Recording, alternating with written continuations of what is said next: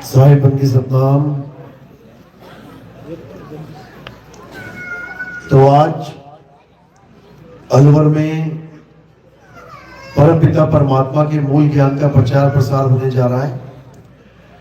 बहुत बड़े भाग होते हैं उन जीवों के जो अपने पूरे जीवन काल में एक बार भी इस मूल ज्ञान को सुन पाते हैं, और उससे भी बड़े भाग होते हैं उन जीवों के जो इस ज्ञान को थोड़ा सा भी समझ पाते हैं। क्योंकि सुनना आसान है, आए बैठे 1 घंटा 2 घंटा सुन के चले, लेकिन इसको समझना बहुत मुश्किल है। ये जल्दी समझ में नहीं आता, इसको समझना बहुत टेढ़ी खीर है। ये ज्ञान केवल उसके समझ में आता है जिस पर परम पिता परमात्मा की मोहर लगी होती है, जिस पर मालिक की कृपा होती है, जिस पर बंदी छोड़ की दया होती है। केवल वही इस ज्ञान को समझ पाते हैं। तो आज मैं अरदास करूंगा मालिक से कि वो हम सब पे दया करे, और मेरी एक एक बात जो आपके कानों तक पहुंच रही है आप उसको समझने में भी सक्षम हो पाए। क्योंकि जब तक समझेंगे नहीं तब तक कुछ होने वाला नहीं। भले आप कितना ही सुन लो, कितना ही सत्संग सुन लो, अगर उन सत्संगों के मार्ग पे चलेंगे नहीं तो कोई फायदा नहीं होने वाला। जैसे आप अपने बच्चे को स्कूल भेजो, वो रोज जाए, रोज स्कूल जाए, रोज हाजिरी लगा के आए, लेकिन वो टीचर की बात सुने ही नहीं। वो 1 घंटा 2 घंटा पढ़ा के रोज उसको पढ़ाए, लेकिन वो सुने ही नहीं, समझे ही नहीं, तो क्या वो पास हो जाएगा? वो कभी पास नहीं हो सकता।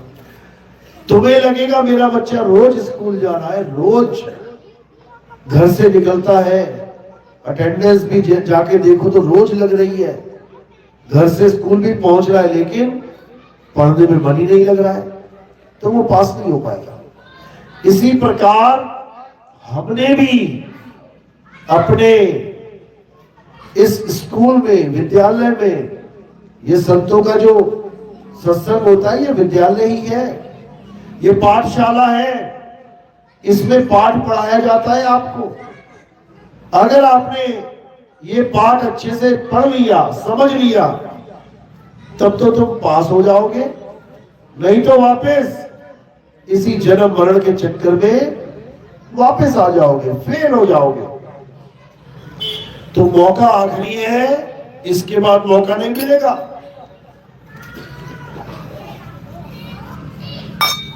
चौरासी लाख जन्मों के बाद एक मौका मिला है आपको। ये जो इंसान जन्म आपके पास, ये जो आपको इंसान जन्म मिला है, ये इतना अनमोल है, इतना अनमोल है कि देवी देवता तरसते हैं इंसान बनने के लिए। तरसते हैं वो लोग कि हे प्रभु हमें इंसान बना दो। क्यों? क्योंकि इंसान जन्म में ही आपको मुक्ति मिल सकती है। कोई देवी देवता बनके, कोई गण गंधर्व बनके, कोई भूत प्रेत बनके, कोई पितर बनके, ये बनके आपको मुक्ति नहीं मिल सकती। मुक्ति का साधन केवल एक है, मुक्ति का द्वार केवल एक है, और वो क्या है? ये इंसानी जन्म। क्यों है ये आपको सत्संग में समझाएंगे। तो सत्संग शुरू करने से पहले परमात्मा के नाम पे जयकारा लगाएंगे और फिर सत्संग शुरू करेंगे। बोलिए परम पिता परमात्मा की, सतगुरु बंदी छोड़ कबीर साहिब की, सभी संतों की, सभी भक्तों की, आज के आनंद की, गांव नगर बस्ती की, सकल हंस को बंदगी साहेब बंदगी सब। तो कबीर साहब समझा रहे हैं कि 1,84 भटक के पौपे अटके आए, और अब की पासा ना पड़ा तो फिर 84 जाए। यानी नाना प्रकार की योनियों में भ्रमण करते हुए तो अब इंसान जन्म को प्राप्त करके बैठे हो।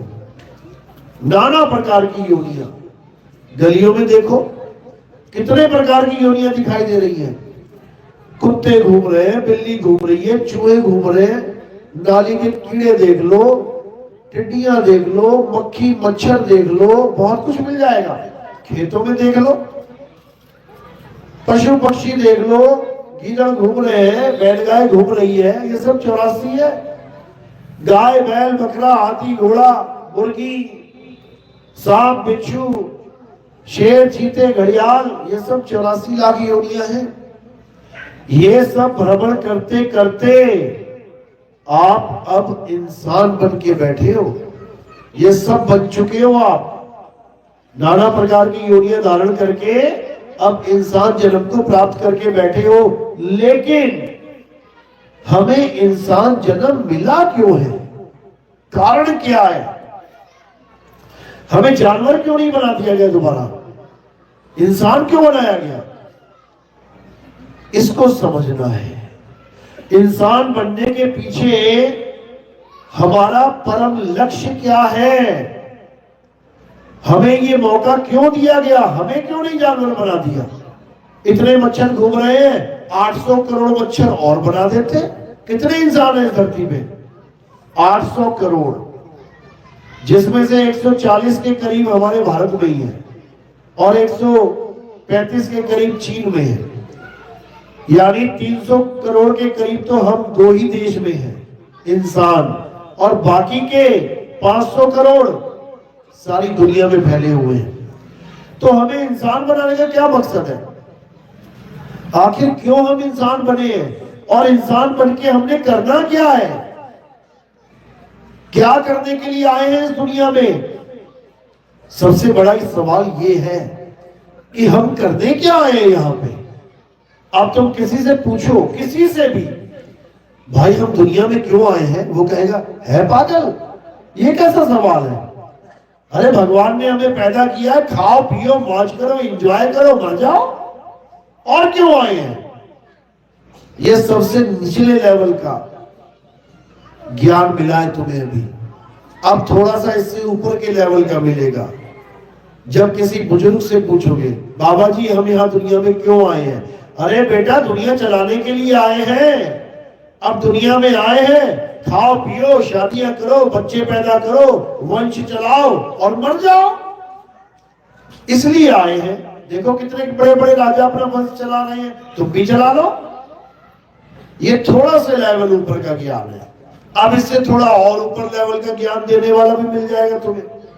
वो क्या कह रहा है? भाई इस दुनिया में आए हो तो अपना नाम कमा के जाओ, कोई ऐसा बड़ा काम कर दो कि दुनिया तुम्हें याद करे युगों युगों तक। तो ठीक है, कोई ऐसा काम कर दिया, बहुत बड़ा काम कर दिया, उसके बाद क्या? उसके बाद मर जाओ। अच्छा, तो उस काम करने का फायदा क्या हुआ? जब मैं ही मर गया तो मैं मर गया, लोग तालियां बजाते रहेंगे, उससे मुझे क्या फायदा है? मैं तो मर गया। अब इससे भी ऊपर के लेवल का ज्ञान मिलेगा जब कोई ये कहेगा भाई इस दुनिया में तुम आए हो राम राम करने के लिए, मुसलमान हो तो अल्लाह अल्लाह करने के लिए, सिख हो तो वाहिगुरु वाहिगुरु करने के लिए, ईसाई हो तो गॉड गॉड करने के लिए। अब तुम्हें लगेगा हाँ अब कुछ बात समझ में आ रही है। यानी इस दुनिया में हम आए हैं तो भगवान का नाम लेने के लिए आए हैं। ये बात कुछ जच रही है? हाँ ठीक है, अच्छी बात है। अब इससे और ऊपर का ज्ञान मिलेगा। जब वो ज्ञान मिलेगा तब तुम्हें समझ में आएगा कि हम इस दुनिया में राम राम करने के लिए भी नहीं आए थे। हम इस दुनिया में अल्लाह अल्लाह करने के लिए भी नहीं आए हैं।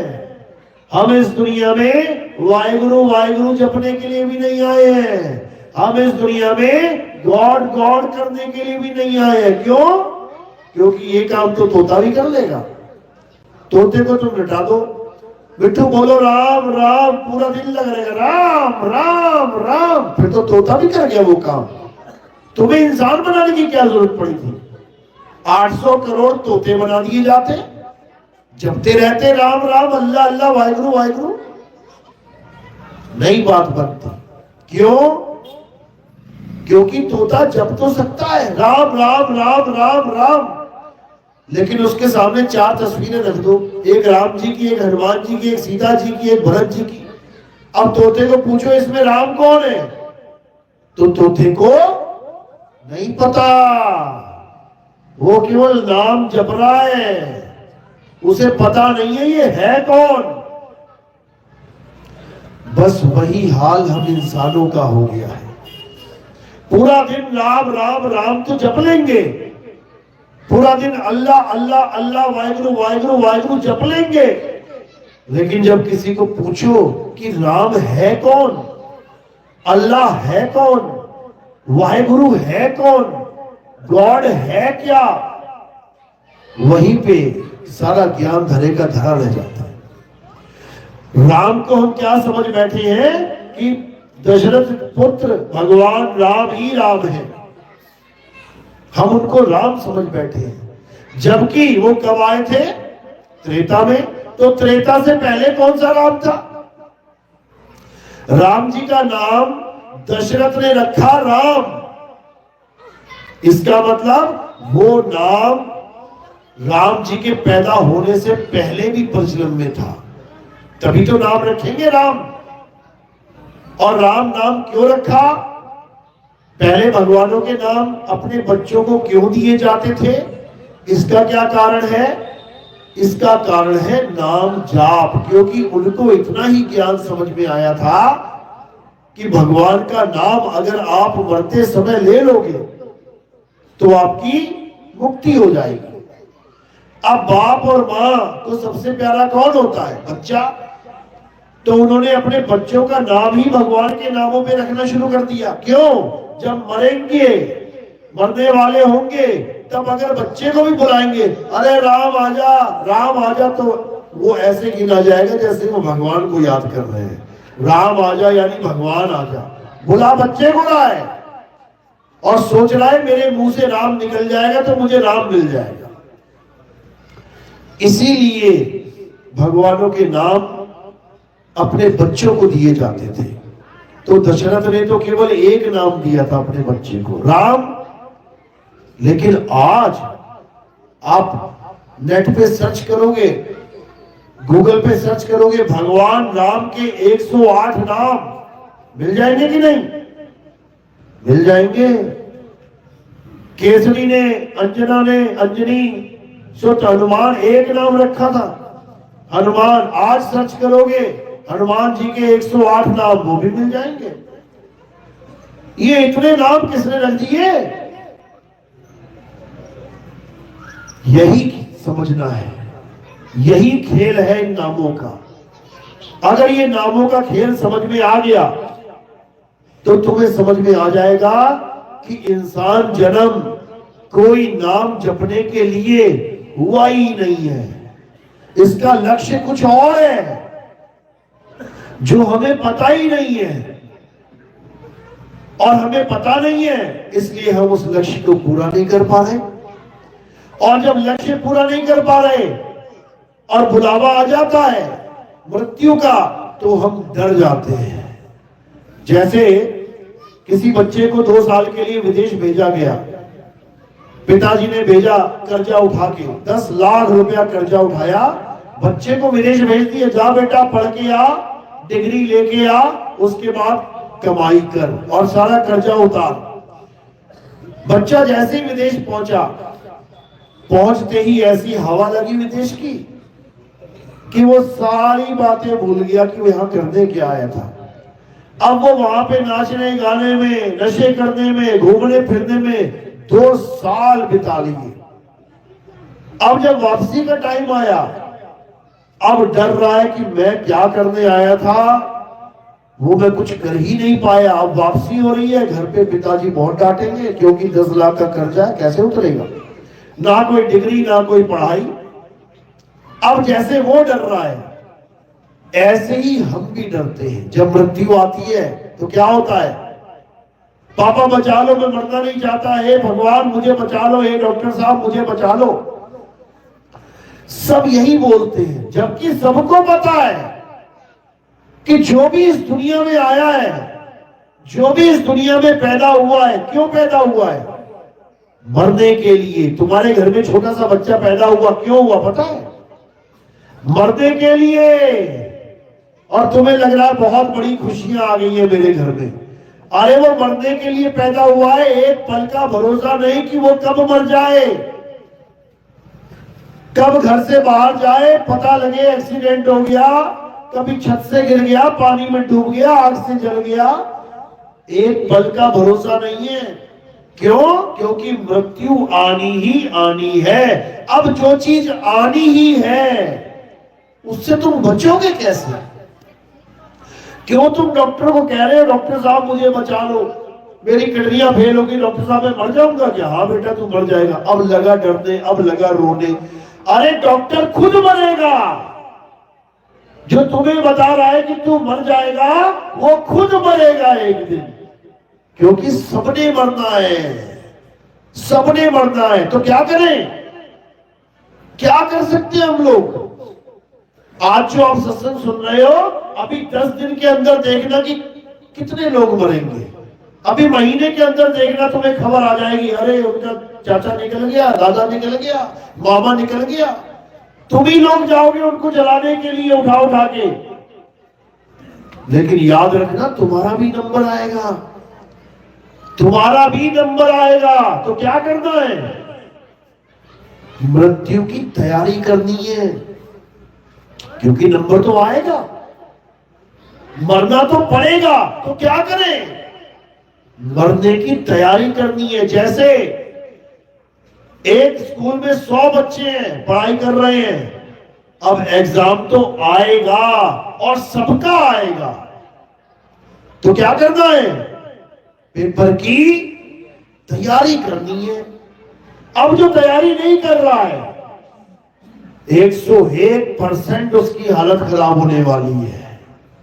वो डरेगा भी, रोएगा भी, परेशान भी होगा। लेकिन जिसने तैयारी कर ली ना, वो ना डरता, वो ना परेशान होता, वो तो तैयार खड़ा है कि आ पेपर आ तो सही। तू जो मैंने तैयारी करी है मैं सब लिख डालूंगा, कोई फेल नहीं कर सकता उसे। बस इसी प्रकार हमें ये इंसानी जन्म इसलिए मिला है ताकि हम उस पेपर की तैयारी कर सकें। और वो तैयारी क्या है? राम राम राम राम राम नहीं है, अल्लाहू अल्लाहू नहीं है, वाहिगुरु वाहिगुरु वाहिगुरु नहीं है, गॉड गॉड नहीं है। क्या है वो तैयारी बिल्कुल अलग चीज है। वो तैयारी बिल्कुल अलग चीज है। और वो क्या है? वो है अपने आप को जानना कि तुम हो क्या, तुम कौन हो। जो जन्मों जन्मों से सांप बिच्छू मछली मगरमच्छ बनता रहा और आज कुछ समय के लिए इंसान बन के बैठा हुआ है, थोड़े दिनों के बाद वो भी बदल जाएगा, फिर कुत्ता बिल्ली बन के आ जाएगा। तो आखिर तुम हो कौन जो हर प्रकार के शरीर को धारण कर रहे हो? जो धारण कर रहा है वो है कौन? जो अपने आप को अभी आदमी और औरत मान के बैठा है वो है कौन? कितने आदमी बैठे? आदमी आदमी हाथ खड़ा करो जरा। हाँ, आदमी आदमी करना, ये आदमी है। औरतें खड़ा करो जरा हाथ, ये औरतें हैं। अब समझ लो अच्छे से, ये जो तुम्हें दिख रहा है ना कि ये आदमी है और ये औरतें हैं, असल में ये आदमी और औरत नहीं है। कौन है ये 5 तत्व का शरीर है जो तुम्हें आदमी करके दिखाई दे रहा है। कितने तत्व मिले हैं इसमें? 5 तत्व। कौन कौन से? आकाश, वायु, अग्नि, धरती, जल। ये 5 तत्व तुम्हें सामने दिख जाएंगे। इनको तुम आदमी नहीं कहोगे, इनको तुम औरत नहीं कहोगे। आकाश आदमी है कि औरत? हवा आदमी है या औरत? आग आदमी है या औरत? धरती आदमी है या औरत? पानी आदमी है या औरत? बता नहीं सकते तुम, बता नहीं सकते, क्योंकि उसमें कोई लिंग भेद है ही नहीं। जिसको देखकर हम आदमी और औरत को डिफाइन कर रहे हैं, उनमें वो लिंग भेद है ही नहीं। पानी पड़ा है, बताओ आदमी है या औरत? कोई नहीं बता सकता। लेकिन जब ये पांचों इकट्ठे हो जाते हैं और ये रूप धारण कर लेते हैं, आदमी का तो ये हो गया आदमी, और औरत का तो ये हो गए औरत। कपड़ा आदमी है या औरत? दोनों में से कुछ नहीं है। लेकिन जब जीन्स लेने जाओ, भैया जीन्स देखना, दिखाना जरा, वो क्या बोलेगा? लेडीज दिखाऊं कि जेंट्स? अरे वो तो कपड़ा है, उसमें लेडीज जेंट्स का क्या करना है भाई? तो लेडीज जेंट्स क्या है उसमें? डिजाइन। लेडीज डिजाइन अलग है, जेंट्स डिजाइन अलग है। तुम पर्स लेने जाओ, पर्स किसका बना है? चमड़े का। ना आदमी ना औरत, चमड़े का टुकड़ा पड़ा है। अब पूछोगे पर्स दिखाना भैया, क्या कहेगा? लेडीज पर्स दिखाऊं या जेंट्स पर्स? कैसे पता लगा? केवल डिजाइन से। प्लास्टिक ना आदमी है ना औरत है। अभी प्लास्टिक का चश्मा लेने जाओ, भैया चश्मा दिखाना, लेडीज चश्मा दिखाऊं या जेंट्स? किससे पता लगा? डिजाइन से। इसी प्रकार ये आदमी का शरीर भी 5 तत्वों का है, औरत का शरीर भी 5 तत्वों का है। दोनों में फर्क ही कोई नहीं है। लेकिन फर्क किस चीज का है? डिजाइन का। आदमी का जो डिजाइन है उसको देख के हमें लगता है ये तो आदमी है, और जो औरत का डिजाइन है उसको देख के लगता है ये तो औरत है। लेकिन जब इसका तुम पोस्टमार्टम कर डालोगे, यानी इनके पांचों तत्व में विलीन हो जाएंगे। हवा हवा में, पानी पानी में, अग्नि अग्नि में, धरती धरती में, आकाश आकाश में। अब बताओ वो आदमी है कि औरत? यानी ना वो आदमी था ना वो औरत था, वो 5 तत्व थे, लेकिन अलग से डिजाइन लेके बैठे थे, इसलिए लग रहा था कि आदमी है औरत है। जैसे मिट्टी का तुमने एक घड़ा बना दिया और एक सुराही बना दी। अब ये तुम देख रहे हो डिजाइन की वजह से कि ये घड़ा है और ये सुराही है, जबकि दोनों मिट्टी है। उसको अभी चूरा चूरा कर दो, आपस में मिला दो, ना कोई घड़ा ना कोई सुराही। इसी प्रकार इस दुनिया में जितने भी योनियां दिख रही हैं, जितने भी तुम्हें जीव जंतु दिख रहे हैं, ये किससे बने हैं? 5 तत्वों से। वही 5 तत्व डिजाइन बदल बदल के तुम्हें पहनाए जा रहे हैं। कभी तुम्हें बिच्छू का शरीर दे दिया जाता है तो तुम बिच्छू समझने लग जाते हो अपने आप को। कभी तुम्हें कुत्ते का शरीर मिल गया, तुम अपने आप को कुत्ता समझने लग जाते हो, बिल्ली के पीछे भागते हो। कभी तुम्हें बिल्ली का शरीर मिल गया, तुम अपने आप को बिल्ली समझने लग जाते हो, चूहे के पीछे भागते हो। ऐसे ही तुम बार बार नाना प्रकार के शरीरों को धारण करके अपने आप को वही मानने लग जाते हो, जैसे आज अपने आप को आदमी और औरत मान के बैठे। लेकिन असल ज्ञान ये है कि ना तो तुम आदमी हो ना तुम औरत हो। आदमी और औरत तो कपड़े हैं जो इस आत्मा ने पहन रखे हैं। इस जीवात्मा ने क्या पहना है? कपड़ों को पहन रखा है। जब बच्चा पैदा होता है, जैसे बच्चा पैदा हुआ, जैसे शरीर मां के गर्भ से निकला, अब क्या निकला? शरीर निकला, यानी कपड़े निकले। अब उसको पहनने वाला उसमें नहीं है। कई बच्चे ऐसे पैदा होते हैं जिनमें जान नहीं होती। अब जैसे बच्चा पैदा हुआ, यानी कपड़ा पैदा हुआ, लेकिन उसको पहनने वाला नहीं है, तो तुम उसका क्या नाम रखोगे? मुर्दे बच्चे का किसने कभी नाम रखा? कोई नाम नहीं रखेगा। क्यों? क्योंकि जिसका नाम रखना था वो है ही नहीं। किसका नाम रखना था? जीवात्मा का। ये नाम जो तुम्हें दिया गया है, ये जीवात्मा को दिया गया है, जो हाजी हाजी करता है। सुरेश, हाँ पापा जी। वीना, हाँ माता जी। ये जो नाम दिया है जीवात्मा को दिया है। अगर जीवात्मा ना हो, बच्चा पैदा हो गया लड़का, कौन खुशियां मनाएगा? जीवात्मा ना हो, लड़की पैदा हो गई, कौन उसको बेटी कहेगा? मिट्टी है वो, बिना जीवात्मा के मिट्टी है, उसका कोई नामकरण तक नहीं करेगा, क्योंकि जिसका नामकरण करना है वो है ही नहीं। तो तुम कौन हो? तुम वो हो जिसको नाम दिया गया है। तुम शरीर नहीं हो, तुम वो हो जो शरीर को चला रहे हो। तुम आत्मा हो, तुम अविनाशी आत्मा हो। जैसे तुमने नाना प्रकार की योनियों में बाकी शरीरों को चलाया, आज इस शरीर को चला रहे हो, आज ये शरीर चला रहे हो, और अपने आप को मान बैठे हो मैं औरत हूं। जो आदमी का शरीर चला रहा है वो सोच रहा है मैं आदमी हूं, जबकि अंत समय आएगा आदमी आदमी के शरीर को छोड़ेगा, औरत जो बना बैठा है वो औरत के शरीर को छोड़ देगा। दोनों की आत्मा निकल जाएगी बाहर, शरीर पड़ा रह जाएगा यहां और तुम आ जाओगे बाहर। तो तुम कौन थे? जो पड़े रह गए या जो बाहर आ गए? इतना समझना है केवल।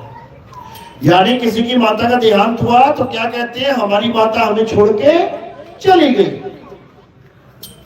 अब कोई पूछे कि माता छोड़ के कहां गई? माता तो लेटी हुई है, जमीन पे लेटा रखी है माता, ये कहां गई?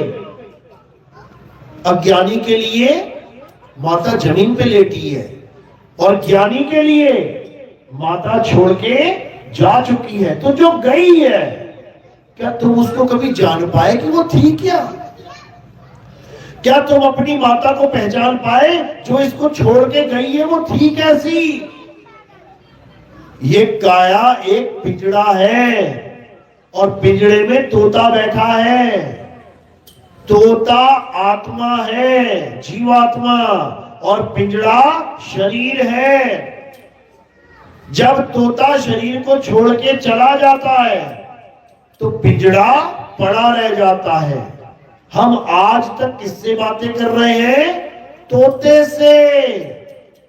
लेकिन जब तोता बोलता है तो ये पिंजड़ा हिलता है। देखो होठ हिल रहे हैं, तो हमें लगता है कि पिंजड़ा बोल रहा है, माता बोल रही है, पिताजी बोल रहे हैं, जबकि बोल कौन रहा है? जीवात्मा बोल रही है। तो जब ये तोता उड़ जाता है, पिंजड़ा पड़ा रह जाता है, तब हम क्या करते हैं? हम पिंजड़े को उठा लेते हैं। तोता उड़ चुका है सुबह 6 बजे, और पिंजड़ा उठाया हमने दोपहर 12 बजे। अब जाके क्या किया? पिंजड़े का संस्कार कर दिया। करना किसका था? कहते हैं ना पिताजी का संस्कार करना है। करना था पिताजी का संस्कार। पिताजी तो सुबह 6 बजे उड़ गए, अब बचा क्या? पिंजड़ा। अब पिंजड़े का संस्कार कर रहे हैं, और मुक्ति किसकी मांग रहे हैं? पिताजी की मुक्ति हो जाए। तोते की मुक्ति मांग रहे हैं और संस्कार कर रहे हैं पिंजड़े का। अरे भाई, जिसका संस्कार करोगे उसी की तो मुक्ति होगी। तोता तो पहले ही मुक्त हो गया, चला गया इस दुनिया से। लेकिन लोग पिंजड़े को जला के सोच रहे हैं कि अब तोते की मुक्ति हो जाएगी, जबकि तोते की मुक्ति किसी पिंजड़े को जलाने से नहीं हो सकती। कैसे होगी? जब तोता अपने असली स्वरूप को जान ले। जब वो जान ले कि मैं पिंजड़ा नहीं हूं, पिंजड़े में तो मैं कैदी बना बैठा हूं, और हर कैदी को सजाए मौत मिली हुई है। सजाए मौत। कौन सा कैदी है जिसको सजाए मौत नहीं मिली है? सबको मिली है। अभी जेल जाके किसी को मौत, फांसी की सजा मिले, ठीक है, 1 साल 2 साल बाद मिल जाएगी। यहां बिना फांसी के मर जाएंगे कहीं तब तक। तो कितनी बसें पलट जाएंगी, कितनी ट्रेनें पलट जाएंगी, कितने हवाई जहाज क्रैश हो जाएंगे। कितने लोग एक्सीडेंट में मर जाएंगे बिना बीमारी के, कोई किडनी फेलियर नहीं, कोई फेफड़े नहीं खराब है, किसी को हार्ट अटैक नहीं आ रहा है, ऐसे ही चले जा रहे हैं। और सबने जाना है, सबने जाना है। अब करना क्या है, इससे पहले कि मौत आए अपने आप को जानना है। बस मुझे ये जानना है कि मैं हूं क्या। अगर तुमने ये जान लिया कि तुम हो क्या, उसके बाद तुम्हारा जन्म मरण खत्म हो जाएगा। कैसे खत्म होगा, कैसे खत्म होगा, इसको समझ लो। अभी हम क्यों मर रहे हैं, हम फोटो पे लिखते हैं पिताजी एक्सपायर हो गए तो उनकी डेट ऑफ बर्थ लिख देते हैं और उनकी एक्सपायरी डेट लिख देते हैं। इतने साल से लेके इतने साल तक पिताजी जीवित रहे, लेकिन ये डेट ऑफ बर्थ है किसकी, ये एक्सपायरी डेट है किसकी। पिताजी ने जब शरीर छोड़ा तो पिताजी के कार्ड पे क्या लिखवाया था कि पिताजी का स्वर्गवास हो गया। स्वर्गवास का मतलब क्या होता है, यानी अब पिताजी स्वर्ग में वास करने के लिए चले गए। पिताजी इस शरीर में रहते थे और इस शरीर को छोड़ के अब स्वर्ग में रहने चले गए, तो पिताजी तो गए हैं, मरा कौन। अगर पिताजी मर जाते तो स्वर्ग में वास कौन करेगा। तुम्हारे पिताजी अलवर छोड़ के मुंबई चले गए, अमेरिका चले गए, अरे गए हैं, मरे थोड़ी नहीं, मरे थोड़ी नहीं। अभी कुछ किलोमीटर दूर गए हैं, फिर कुछ लोक दूर गए हैं। मृत्यु लोक, गोलोक, शिवलोक, पितर लोक, स्वर्ग लोक, लोक ही तो है, मरे थोड़ी नहीं है। क्या पता मन ना लगे वापिस आ जाए तुम्हारा बेटा बन के, मरे थोड़ी नहीं है। पिताजी कभी मर ही नहीं सकते, क्योंकि पिताजी शरीर नहीं है। मरा कौन, शरीर मेरा मरा।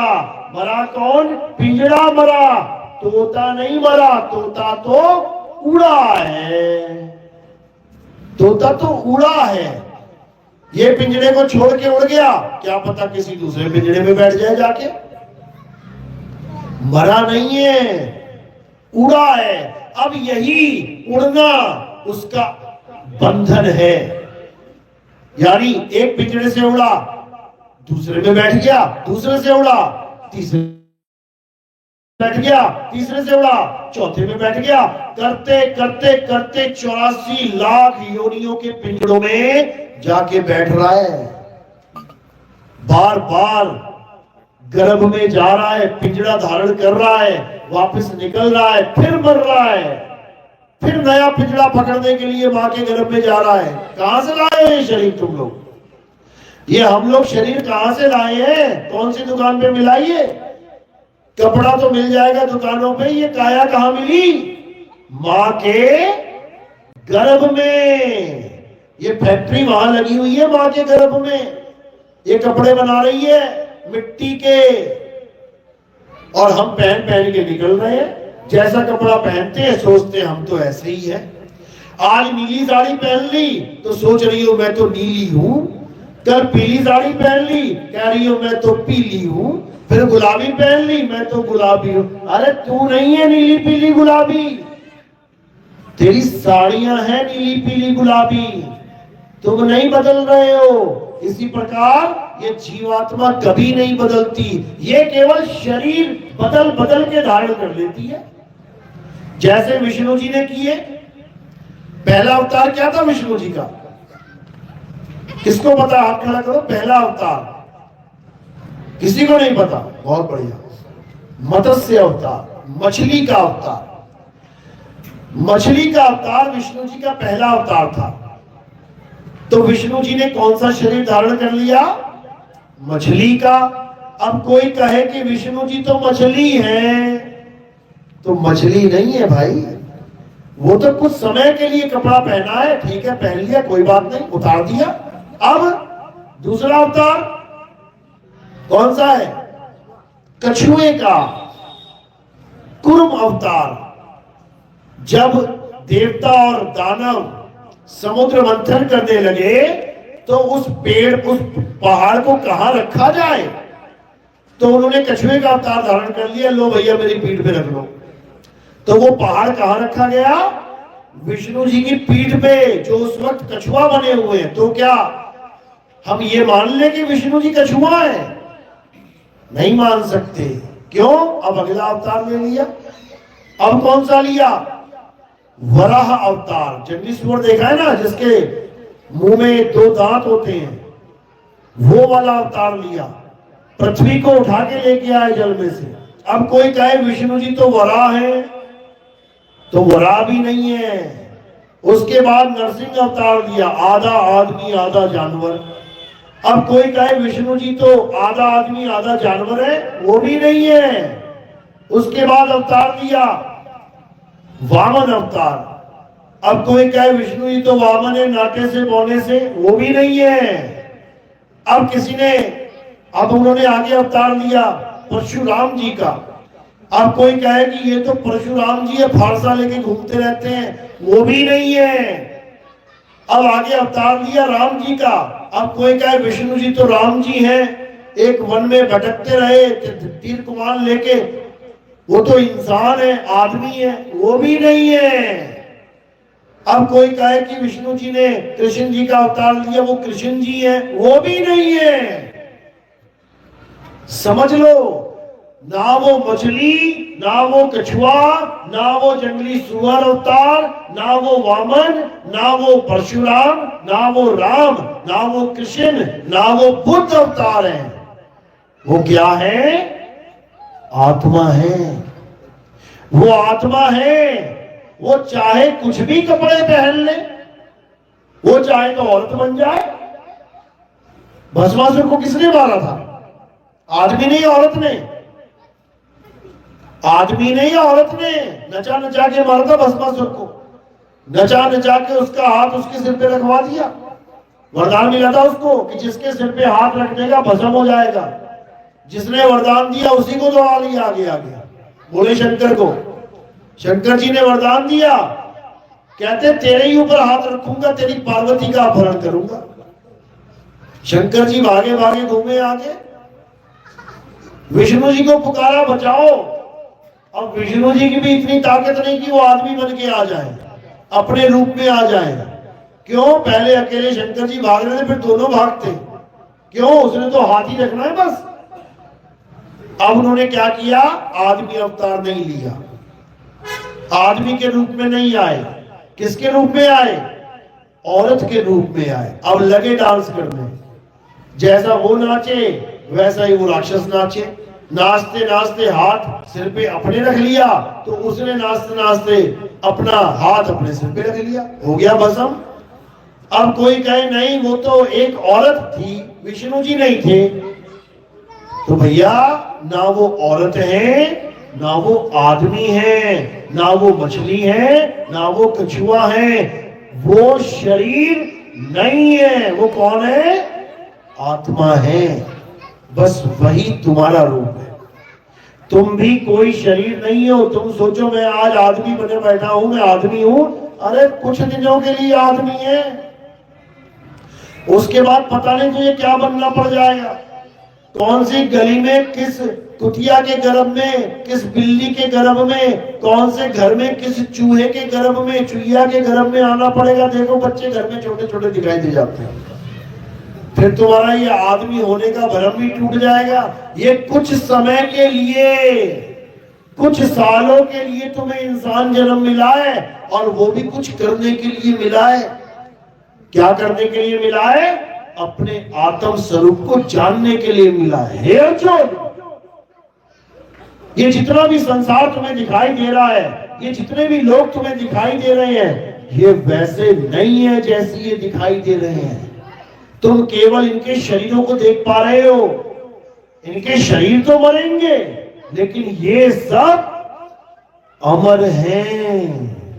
आप सब अमर हो, आप कभी मर नहीं सकते। केवल अज्ञानता में शरीर छोड़ रहे हो, इसलिए वापस दोबारा जन्म हो जाता है। बस इतना सा खेल है। पहली बात ये समझ लो कि आप अमर हो, आपको कोई मार नहीं सकता माई का लाल, क्योंकि आप आत्मा हो। गाते भी हो ईश्वर अंश जीव अविनाशी, तो तुम जीव अविनाशी तो हो, जिसका कभी विनाश नहीं हो सकता। लेकिन दुख की बात यह है कि ये अविनाशी जीव अपने आप को जान ही नहीं पा रहा कि मैं कौन हूं और किसके पीछे पड़ा है।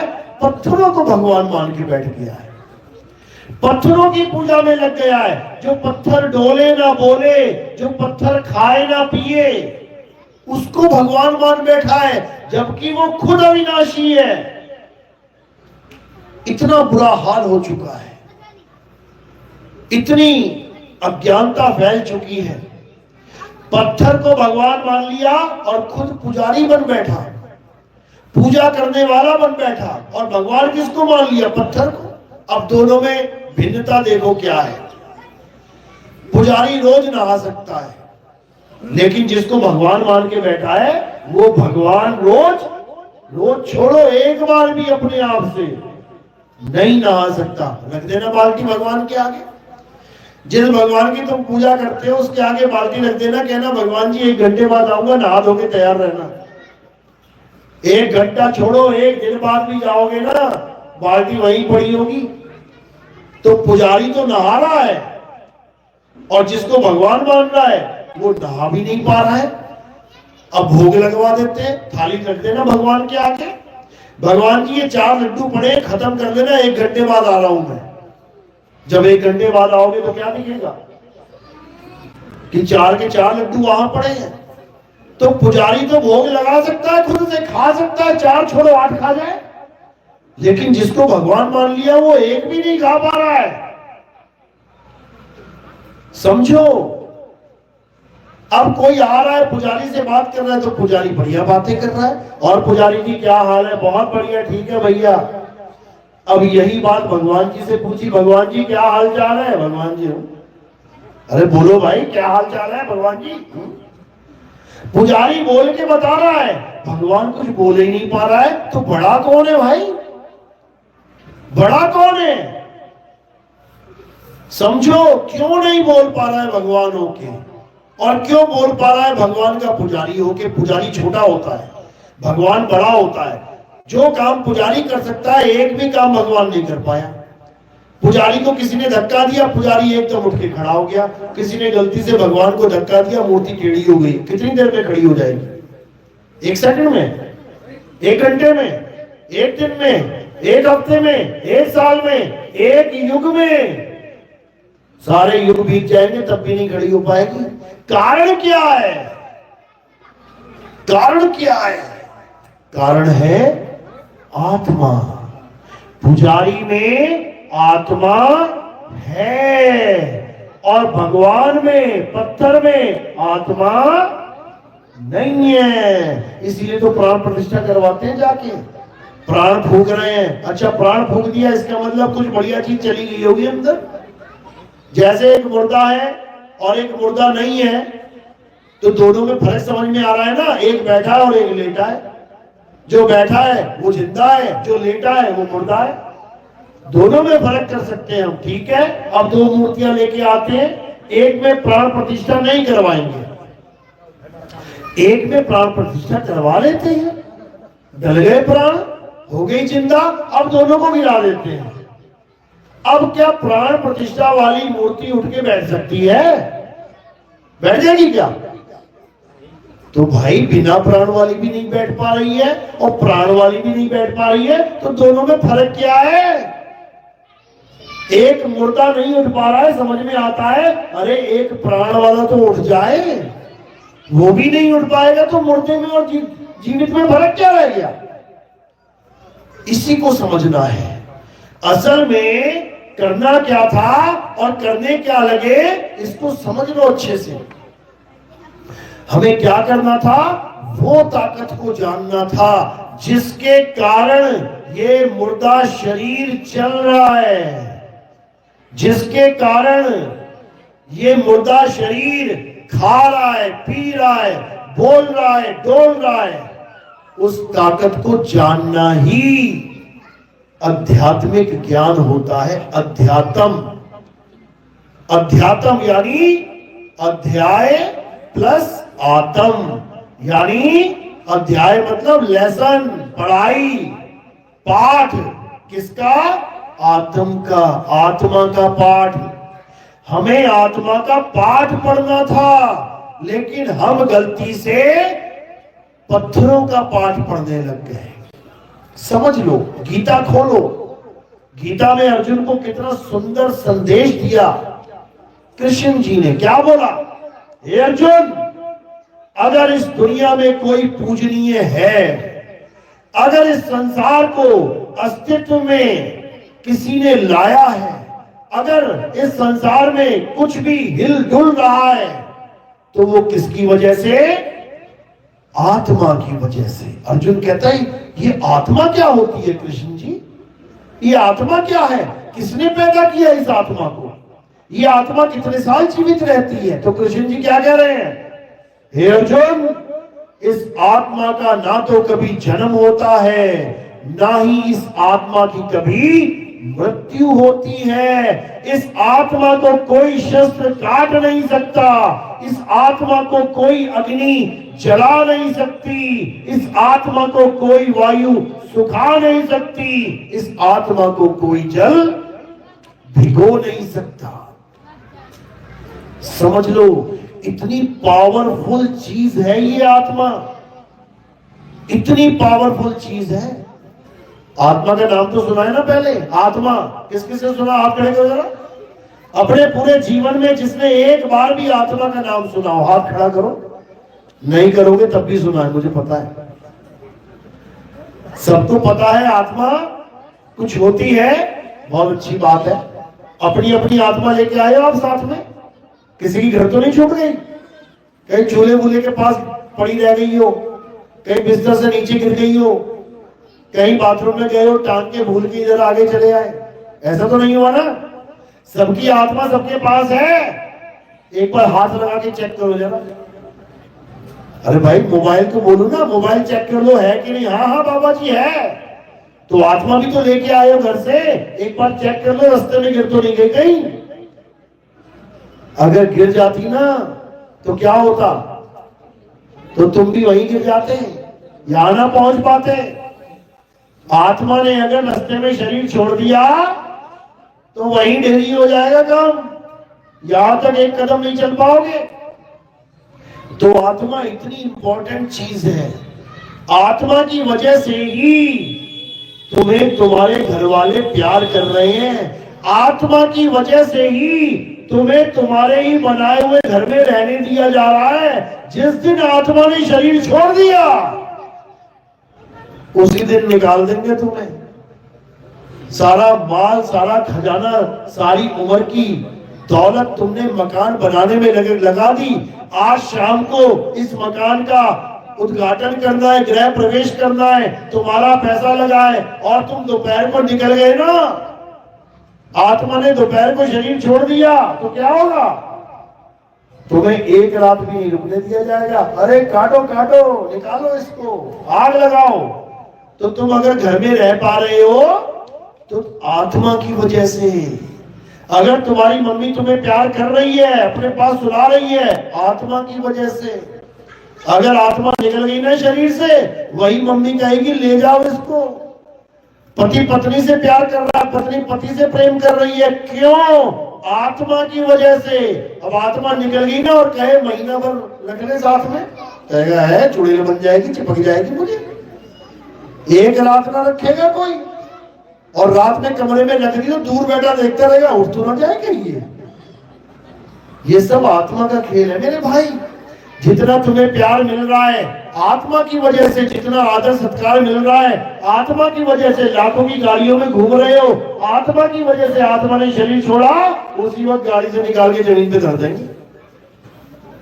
ये आत्मा इतनी अनमोल चीज है और हमें आत्मा की ABCD नहीं पता है। 24 घंटे में से कितने घंटे रहती है आत्मा तुम्हारे पास? 1 घंटा, 2 घंटा, 3 घंटा? कितने घंटे रहती है? 24 घंटे। 24 घंटे जो तुम्हारे साथ रहती है तुम्हें उसकी ABCD नहीं पता, और 1 घंटे जो तुम्हारे घर में बर्तन मांजने आ रही है, तुम्हारी कोई सहेली मिलने आ रही है, उसकी पूरी जन्म पत्री तुम जानते हो। अरे बड़ी खतरनाक है ये, तुझे पता नहीं है, मैं जानती हूँ इसको अच्छे से। उसकी पूरी जन्म पत्री जान रही हो, जो 1 घंटे बात करने आई हो, और जो 24 घंटे तुम्हारे साथ रहती है, जो सारे तुम्हारे काम कर रही है। सुबह तुम्हें उठाती है, चाय बनवाती है, पिलाती है, खिलाती है, लाली लिपस्टिक सब लगवा रही है, तुम्हें सजा रही है, धुला सब कुछ करवा रही है, उसको तुम जानते ही नहीं। और जैसी वो शरीर से अलग हो गई, अब 10 मक्खी भी बैठ जाएंगी ना नाक पे तो हिला नहीं पाओगे, बैठी हुई है।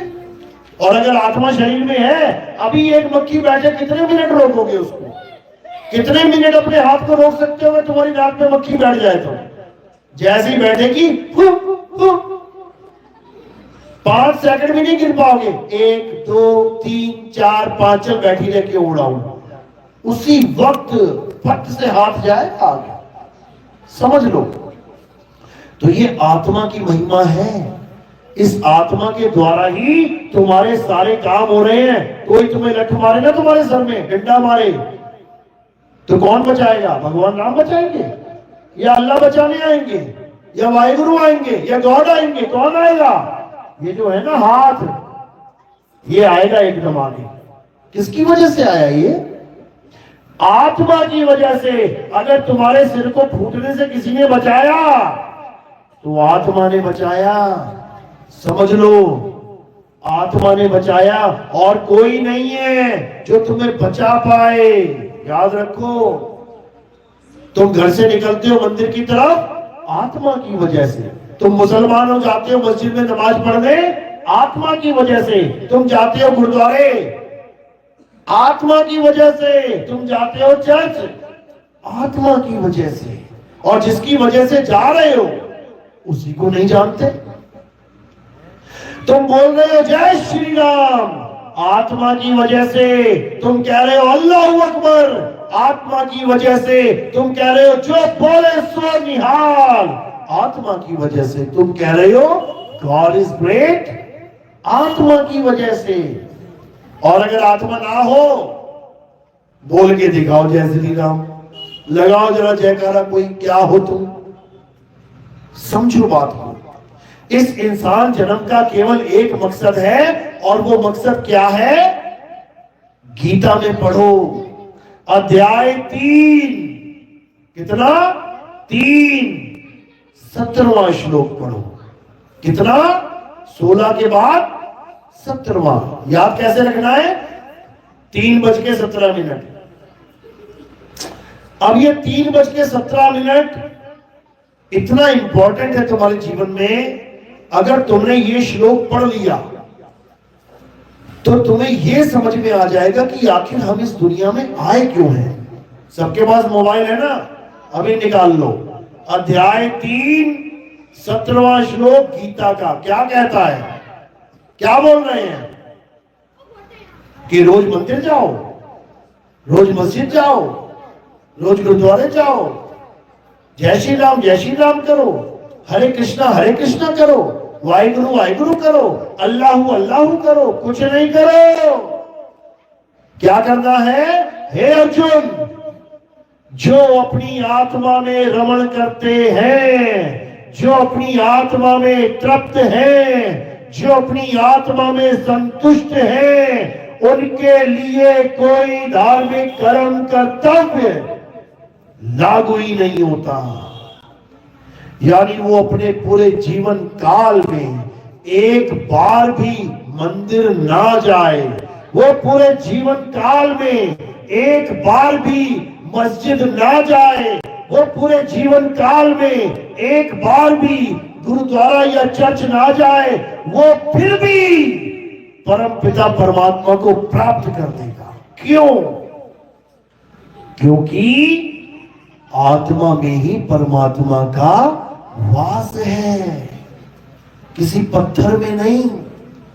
आत्मा में परमात्मा का वास है, इसीलिए आत्मा अजर अमर अविनाशी है।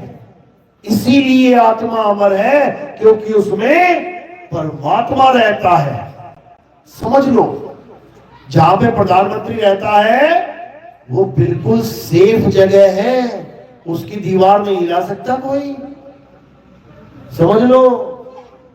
तो अगर परमात्मा इस काया में रहता होता तो इस काया को कोई मार ही नहीं सकता था, लेकिन परमात्मा काया में नहीं रहता। परमात्मा कहां रहता है?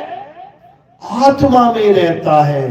अब अगर परमात्मा को पाना चाहते हो तो तुम्हें आत्मा में समाना पड़ेगा, अपनी आत्मा में रमण करना पड़ेगा, अपनी आत्मा को जानना पड़ेगा, नहीं तो परमात्मा मिलना असंभव है, असंभव।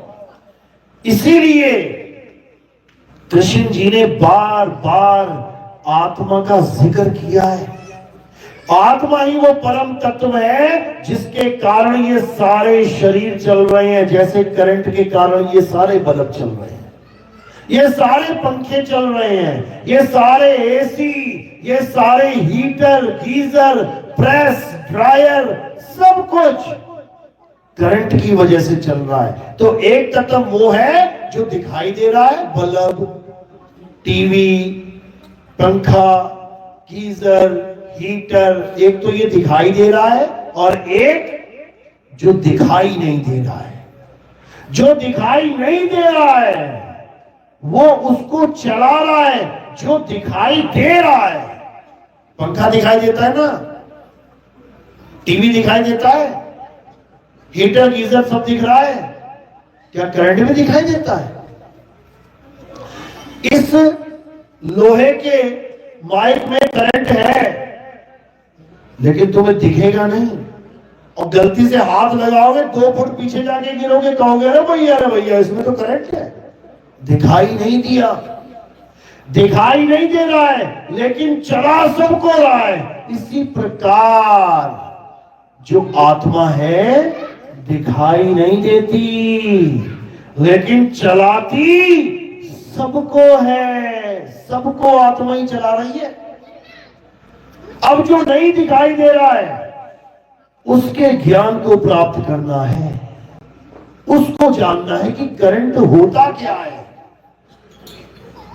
सब लोगों में ऐसा कोई है जिसको आज तक करंट नहीं लगा? हाथ खड़ा करो जरा, जिसको आज तक करंट नहीं लगा। सब करंट खा के बैठे हुए हैं, सबके साथ धक्का हो चुका है। किसको नहीं लगा? एक तो खड़ा कर दो। छोटे छोटे बच्चे भी करंट खा के बैठे हैं, एक ने खड़ा कर दिया। देखो कैसे घूम के देख रहे हैं, ऐसा कौन आ गया? वो जिसने खड़ा किया उसने नीचे भी कर दिया, कोई बात नहीं। अब अगर उसको हम समझाने बैठे सारे मिलके कि करंट कैसा होता है, पूरी रात बिताते समझाते समझाते करंट कैसा होता है, कैसा होता है, क्या होता है, क्या वो समझ जाएगा करंट क्या होता है? क्या उसको अनुभव हो जाएगा कि करंट क्या होता है? तुम सारा जीवन उसको समझाते रहो कि करंट कैसा होता है, वो कभी नहीं समझ पाएगा करंट कैसा होता है। लेकिन 1 मिनट में समझाया जा सकता है। बेटा वो बोर्ड लगा, उसमें उंगली डाल दे रहा अपनी। जैसे ही बोर्ड में उंगली डालेगा उसी वक्त समझ में आ जाएगा करंट होता क्या है। फिर जितनी बार भी कोई करंट बोलेगा कहेगा प्रभु लग चुका है, भूल नहीं सकता उसको। यानी उसको ज्ञान हो जाएगा। जैसे मैं अभी इतनी देर से आत्मा आत्मा आत्मा कर रहा हूं और तुम सुन भी रहे हो आत्मा आत्मा आत्मा, लेकिन तुम समझ नहीं पाओगे कि ये है क्या। बिल्कुल उसी प्रकार जिस प्रकार तुम 100 साल तक कहते रहो करंट झटका मारता है, करंट झटका मारता है, उसको समझ में नहीं आने वाला कैसा झटका मारता है। वो कहेगा ऐसे मारता है, ऐसे, ये ऐसे झटका मारता है। क्या बेटा तार छू तुझे बताते हैं कैसे झटका मारता है। एक बार तार छुएगा पूरा करंट उसके अंदर समा जाएगा, वो खुद ही करंट हो जाएगा। अब उसको कोई और दूसरा हाथ लगाए तो क्या होगा पता है?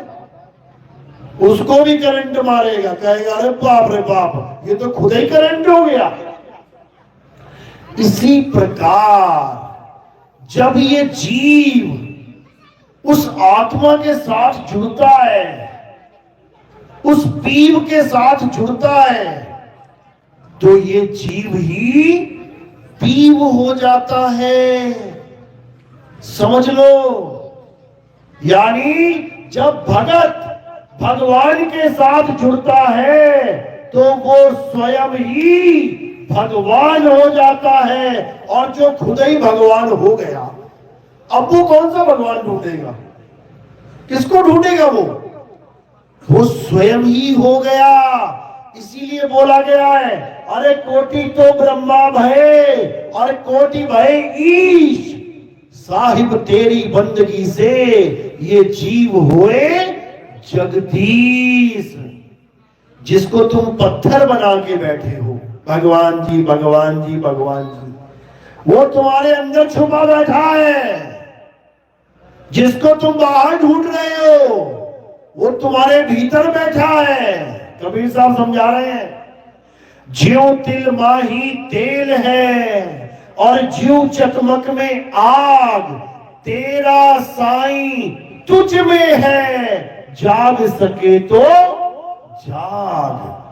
जाग जा मेरे भाई, इससे पहले कि मौत आ जाए, चार यमदूत आके तुझे बढ़िया से ट्रीटमेंट देके लेके जाएं, इससे पहले तू जाग जा।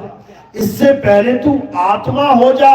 एक बार आत्मा हो गया तो यमराज पकड़ नहीं सकता, तुझे काट नहीं सकता, तुझे जला नहीं सकता, तुझे गीला नहीं कर सकता, वैतरणी नदी में डुबा नहीं सकता, क्योंकि आत्मा को कभी कोई कुछ कर ही नहीं सकता।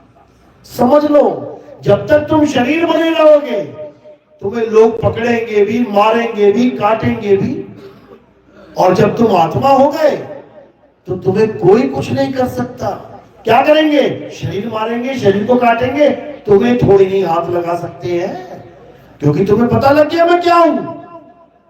उसी वक्त तुम ट्रांसफॉर्म हो जाओगे आत्मा में, उसी वक्त तुम आत्मा हो जाओगे। ले जा भैया, शरीर काट ले, जला ले, ऐसा हो जाएगा काम। तो इसी को गीता में बोला गया कि हे अर्जुन, जो ज्ञान मैं तुम्हें आत्मा का बता रहा हूं, ये मेरे कहने से और तुम्हारे सुनने से तुम्हें अनुभव में नहीं आ सकता। तो क्या करें? तो क्या करें? कैसे पता लगाए आत्मा क्या होती है? उसके लिए क्या बोला? अध्याय 4 34वां श्लोक, 4:34 पे क्या बोला कि हे अर्जुन, अगर तुम इस आत्मा के यानी सत्य के ज्ञान को प्राप्त करना चाहते हो तो तुम ऐसे तत्वदर्शी संत की शरण में जाओ, दंडवत होकर उनकी सेवा करो और छल कपट से रहित होकर उनसे ज्ञान प्राप्त करो। एक बार सत्य का ज्ञान हो जाने पर तुम कभी असत्य को धारण नहीं कर पाओगे। यानी एक बार तुम्हें ज्ञान हो गया ना कि तुम क्या हो, उसके बाद तुम कभी अपने आप को शरीर मान ही नहीं पाओगे कि मैं शरीर हूं, मैं आदमी हूं या मैं औरत हूं। फिर तुम केवल आत्मा हो जाओगे। समझ लो, इसी आत्म ज्ञान को कृष्ण जी ने गीता में भरपूर समझाया है। उसकी पूजा करने को बोला जिसको तीर काट नहीं सकता, जिसको तलवार छेद नहीं सकती। और हम किसकी पूजा में लग गए? हम उसकी पूजा में लग गए जिसके अपने पैर में तीर लग गया। किसके पैर में तीर लगा था? कृष्ण जी के। और कृष्ण जी क्या समझा रहे हैं? किसकी पूजा करनी है? जिसको तीर छू भी नहीं सकता। और हम किसकी पूजा करने लग गए? जिसके पैर में खुद तीर लग गया। बस यहीं पे भूल हो गई, यहीं पे हमसे भूल हो गई। हम उस तत्व की पूजा करने लग गए जिसको तीर ने छेद दिया, जबकि हमें उस परम तत्व की पूजा करनी थी जिसको कोई छू नहीं सकता। समझ लो, यही वो मूल ज्ञान है, यही वो आत्म ज्ञान है जिसके द्वारा तुम्हारा कल्याण हो जाएगा। ये बार बार जन्मना, ये बार बार मरना खत्म हो जाएगा। आज तो इंसान जन्म मिला है, क्यों? क्योंकि तुम्हारी अम्मा जी भी वैसी थी, एक सर दो हाथ दो पैर, इसलिए तुम्हारे भी एक सर दो हाथ दो पैर है। अब अगर कुतिया के गर्भ से जन्म ले लिया तो चार पैर और एक पूंछ निकल आएगी। क्यों? क्योंकि मां ऐसी है, जैसी मां होगी वैसा ही बच्चा होगा। तो इसलिए अब संभलना है, अपने स्वरूप को जानना है, अब किसी नाम को नहीं जपना है, अब आत्म राम को जानना है जो सब घटों में विराजमान है। किसमें आत्मा नहीं है? आप खड़ा करो जरा। अरे तुम हाथ भी ना खड़ा कर पाओगे अगर आत्मा ना हुई तो इसीलिए अब आत्म राम को जानने की बारी आई है। 9 अवतारों की पूजा बहुत कर ली, बहुत कर ली पूजा 9 अवतारों की। अब किसकी पूजा करने की बारी आई है? अब 10वें अवतार की पूजा करने की बारी आई है। कौन है वो 10वां अवतार? कौन है? आखिरी अवतार कौन है दुनिया का? कल्कि अवतार। कल्कि अवतार का मतलब क्या है समझ लो।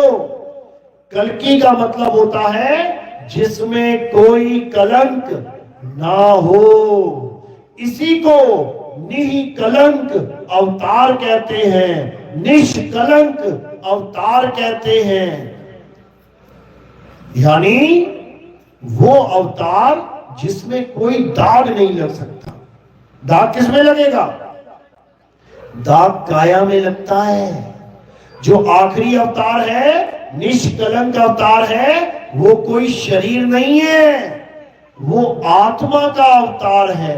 यानी वो आत्म ज्ञान देने के लिए इस संसार में आएगा और जन जन को आत्मा का ज्ञान देगा। वो सबको अपने जैसा ही बना लेगा, वो सबको आत्मा ही बना देगा। और उसके बाद जो जो आत्मा हो जाएगा उसका जन्म मरण खत्म हो जाएगा। राम जी नहीं जन्म मरण खत्म कर पाए लोगों का। देखो उनके जाने के बाद भी पैदा हो रहे हैं, उनके जाने के बाद भी जन्म मरण में फंसे हैं लोग। कृष्ण जी लोगों का जन्म मरण खत्म नहीं कर पाए। देख लो आज भी बच्चे पैदा हो रहे हैं। भगवान 9 बार आ गए, जन्म मरण तो खत्म नहीं हो रहा है। जो खुद आके जन्म मरण खत्म नहीं कर पाए, क्या उनका नाम जप के जन्म मरण खत्म हो सकता है? कभी नहीं हो सकता। जन्म मरण खत्म करने का जो कार्य है वो आखिरी अवतार के हाथों में है। इसीलिए उसको आखिरी बोला गया है कि एक बार अगर उसकी शरण में आ गए तो जैसे वो आखिरी अवतार है उसी प्रकार ये तुम्हारा आखिरी जन्म हो जाएगा। इसके बाद तुम्हें जन्म नहीं लेना पड़ेगा, क्योंकि तुम सदा सदा के लिए अमर हो जाओगे। जो अमर ही हो गया वो जन्म क्या लेगा? इसीलिए कबीर साहब ने कहा कि बचना चाहो काल जाल से तो चीनो शब्द हमारा, और कहे कबीर अमर कर राखूं जो निज होए हमारा। जो हमारा हो जाएगा, हमारे नाम को ग्रहण करेगा, हमारे अस्तित्व को जान लेगा, हमारा रूप हो जाएगा, उसका जन्म मरण खत्म और वो अमर हो जाएगा। साहिब कहते हैं हम ना मरिब मरिब संसारा, हमको मिला जियावन हारा। यानी वो निष्कलंक अवतार, वो कल्कि अवतार हमारे जीवन में आ गया। अब हम जन्म मरण से पार होंगे, कोई रोक नहीं सकता उसे। तो क्या करना है? अब केवल आत्मा को जानना है। अरे जल में नींद प्यासी, मोह देखत आवे हासी, आत्म ज्ञान बिना नर भटके, कभी काबा कभी काशी। आत्म ज्ञान बिना नर भटके। हिंदू है तो काशी की तरफ भाग रहा है, मुसलमान है तो काबा की तरफ भाग रहा है, और जिसको पाना चाहता है वो कहां है? वो तेरे घट के भीतर बैठा है। और गा भी रहे हैं, तुझ में राम मुझ में राम सब में राम समाया, सबसे कर लो प्रेम जगत में कोई नहीं पराया। कहां समाया है राम? तुझ में और मुझ में। और जब पूजा करने की बारी आती है तो मंदिर के बाहर थाली लेके खड़े हो जाते हैं।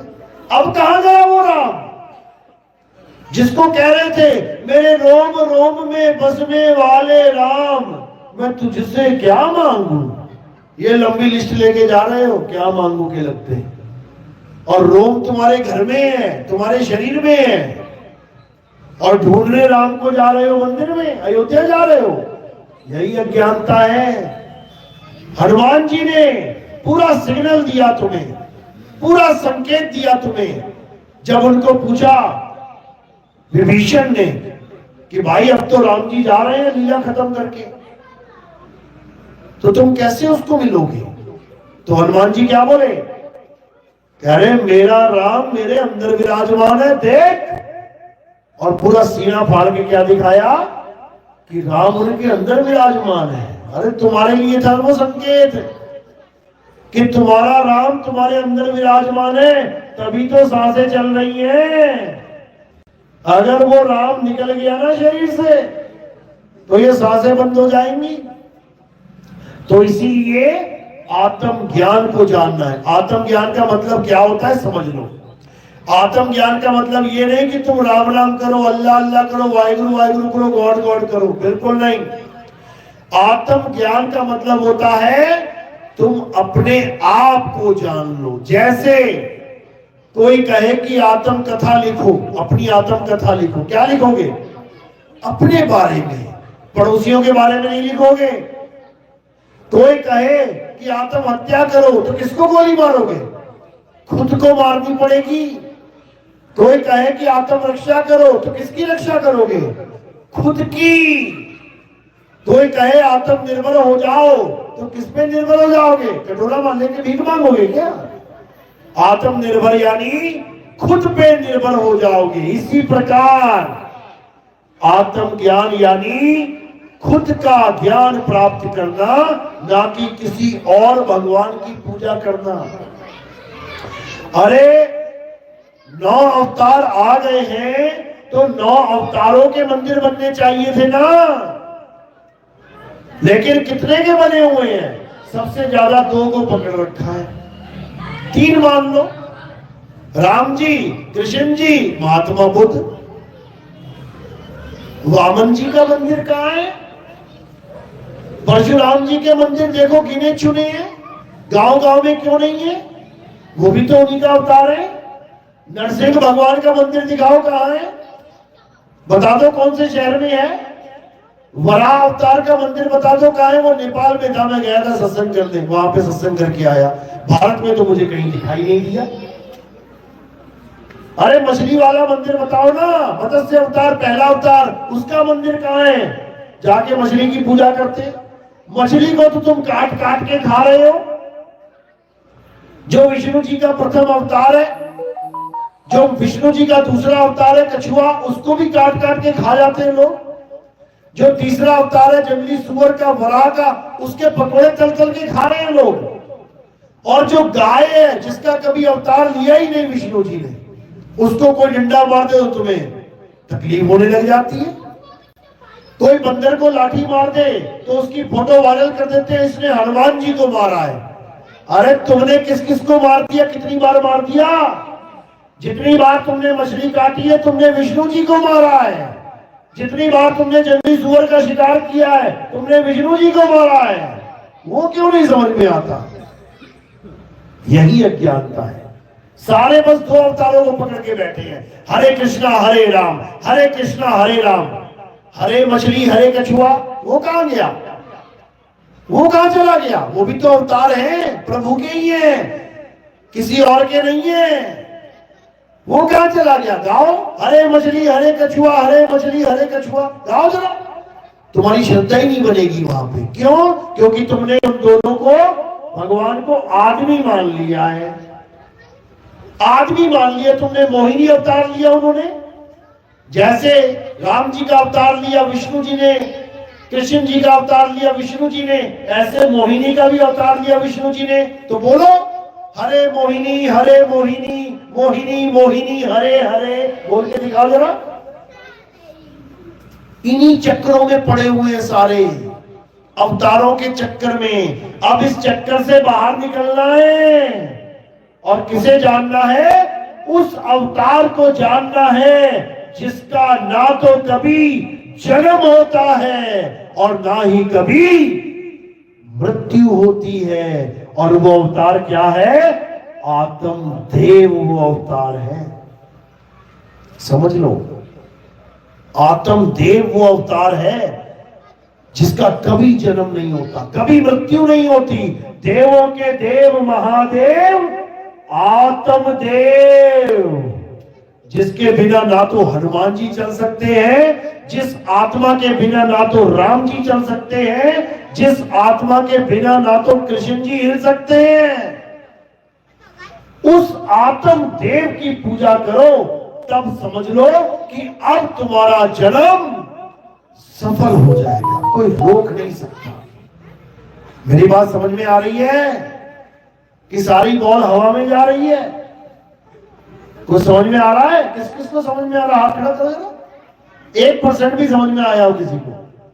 बस फिर तो बहुत अच्छी बात है, फिर तो पक्का मुक्ति मिल जाएगी। खैर कोई बात नहीं, आज तुम्हारी प्रथम क्लास है, फर्स्ट क्लास है, पहली पाठशाला है आत्मज्ञान की। क्योंकि आज तक तुमने बहुत पाठशालाएं, बहुत क्लासेस ले ली हैं। किसकी? शरीरों की। मैं तो आरती उतारू रे संतोषी माता की, बहुत सारी क्लासेस हैं। जय हनुमान ज्ञान गुण सागर, जय कपिस्त्यु लोक उजागर, रामदूत दलुत बंधावा अंजनी, बहुत सारी क्लासेस ली हैं। जय राम जय राम जय जय राम जय राम जय, बहुत सारी क्लासेस चली हैं। क्योंकि कभी आत्मा की क्लास नहीं लगी। इन सारे शरीरों को चलाने वाली जो आत्मा है, कभी उसकी क्लास नहीं लगी। इसलिए आज अगर 1% भी समझ में आ गया तो समझ लो कि आप सच में बहुत इंटेलिजेंट हो। और अगर कुछ भी समझ में नहीं आया तो समझ लो कि इंसान जन्म में आने का कोई मकसद ही नहीं है। आओ खाओ पियो और मर जाओ, तैयारी करो फिर जाने की। खैर जिनको समझ में आ गया, मालिक की दया से थोड़ा भी समझ में आया, वो आगे और समझने के लिए, क्योंकि देखो अज्ञान बार बार बार बार सुनोगे तो अज्ञान का रंग चढ़ेगा, और जब ज्ञान बार बार बार सुनोगे तो ज्ञान का रंग चढ़ेगा। अब किसका रंग चढ़ाना है वो देख लो। एक तरफ है शरीर, आते हैं जाते हैं, और एक तरफ है आत्मा जो आती जाती नहीं है, जो सदा सदा अटल अचल सर्वव्यापी है। उसको जानना है, और उसी को जानने वालों को सत्य सनातनी कहते हैं। पत्थर पूजने वालों को सनातनी नहीं कहते। सनातन की डेफिनेशन समझनी है तो अध्याय 2 24वां श्लोक पढ़ लो गीता में। तुम्हें अध्यात्म यानी तुम्हें सनातन की डेफिनेशन समझ में आएगी। क्या लिखा है? हे अर्जुन, इस आत्मा को ना तो कोई काट सकता है, ना जला सकता है, ना सुखा सकता है, ना इसको कोई छेद सकता है। ये अटल है, अचल है, सदा स्थिर रहने वाला है। ये आत्मा पुरातन है, ये आत्मा ही सत्य सनातन है। जो आत्मा का ज्ञान प्राप्त कर लेता है वो सनातनी हो जाता है, बाकी सब अज्ञानी के अज्ञानी रह जाते हैं। चलो ठीक है, तो आज का सत्संग यही समाप्त करेंगे। जो आगे की क्लास लेना चाहता है वो अपने मोबाइल में क्या टाइप करेगा यूट्यूब पे? नितिन दास के सत्संग। मेरा नाम नितिन दास है। नितिन का मतलब क्या होता है समझ लो। नितिन का मतलब होता है सच्ची राह दिखाने वाला। अगर तुमने सच्ची राह देखनी है, जाननी है, सच्ची राह पे चलना है, तो तुम नितिन दास के सत्संग टाइप कर लेना, हजारों सत्संग सामने आ जाएंगे। उसके बाद धीरे धीरे धीरे सुनना शुरू करना, धीरे धीरे विवेक शक्ति इतनी बढ़ जाएगी, इतनी बढ़ जाएगी कि फिर तुम्हें इसके बाद कुछ समझ में नहीं आएगा, फिर तुम यही समझते रह जाओगे, इसके अलावा तुम्हें कुछ समझ में ही नहीं आएगा। तुम किसी का भी सत्संग खोलोगे, तुम सुन नहीं पाओगे, 5 मिनट कहोगे जाने दे इसको। ये सत्य ऐसी चीज है, समझ लो। जैसे चाय मीठी होती है ना, बिल्कुल मीठी चाय एकदम तुम्हारे हाथ में पकड़ा दी, तुमने चस्की लगाई और कहा वाह क्या मीठी चाय है। अब इसको बिना चीनी निकाले फीका कैसे करें? कर सकते हैं क्या? चीनी डाल दी ना, अब चीनी निकालेंगे कैसे? वो तो घुल गई। अब इसको फीका कैसे करेंगे? कैसे करेंगे? एक रसगुल्ला गिरा देंगे तुम्हें। जैसे तुम रसगुल्ला खाओगे, उसके बाद वही मीठी चाय तुम्हें पकड़ा देंगे, पी ले भाई। तो कितनी मीठी लगेगी तुम्हें? फीकी लगेगी। तुम कहोगे हे भगवान, आज तक मैं इसको मीठा समझ रहा था, अब पता लगा कि असली मीठा होता क्या है। और उस रसगुल्ले के बाद वो चाय तुम्हें पानी की तरह लगेगी, बेस्वाद। इसी प्रकार आज तक तुमने शरीरों की महिमा गाई है, आज तक तुमने शरीरों के जय जयकार किए हैं, लेकिन परमात्मा ने आज तुम्हें पहला मौका दिया है कि आत्म देव की पूजा करो, आत्म देव को जानो, आत्म देव की जय जयकार करो, तब तुम्हारा कल्याण होगा। चलो, तो आप सत्संग सुन सकते हैं नितिन दास के सत्संग, या फिर लिखोगे कहत कबीर सुनो भाई साधो नितिन दास, तब भी आ जाएगा हमारा चैनल, और आप अच्छे से सत्संग सुनना। मैं मालिक से यही अरदास करता हूं कि आप सबका विवेक इतना बढ़ जाए कि आप अपने इस इंसानी जन्म को सफल कर पाओ। तो आज का सत्संग यही समाप्त करते हैं। बोलिए परमपिता परमात्मा की, सतगुरु बंदी छोड़ कबीर साहेब की, देवों के देव महादेव आत्म देव की, सकल हंस को बंद की साहिब। अब आरती होगी हमारे यहाँ। आरती कैसे होती है समझ लो। हमारे यहाँ किसी पत्थर की, किसी मूर्ति की, किसी फोटो की, किसी कैलेंडर की आरती नहीं होती है। हमारे यहाँ किसकी आरती होती है? हमारे यहाँ आत्म देव की आरती होती है, आत्मा की आरती होती है। मेरे पास आत्मा है ना, पक्का है ना? इसी आत्मा की आरती होगी। गुरु रूप में हम आत्मा की पूजा करते हैं। कैसे करना है? एक एक करके आएंगे, एक पत्ता 2 पत्ता उठा लेंगे फूल का और मेरे सिर के ऊपर रखेंगे। सिर के ऊपर क्यों रखेंगे? क्योंकि शरीर अंगूठे से लेके कहां तक है? सिर की चोटी तक, टॉप तक। तो ये फूल तुमने कहां चढ़ाए? शरीर से परे। शरीर से परे जो फूल चढ़ाए, ये कहां समर्पित हो जाते हैं? ये आत्म देव को समर्पित हो जाते हैं। अब तुम आत्म देव की आरती करोगे, तो एक एक करके आना है। आरती में सबने खड़े हो जाना है और बीच में रास्ता छोड़ देना है। एक एक करके आएंगे और थोड़े थोड़े फूल मेरे सिर पे रखेंगे। इसको हम शब्द गुरु की आरती कहते हैं। और कोई प्रचार प्रसार में कोई योगदान करना चाहेगा तो वो सेवा केवल चरणों में रखनी है। महात्मा जी भी सामने बैठे हैं, इनकी भी सेवा करनी है।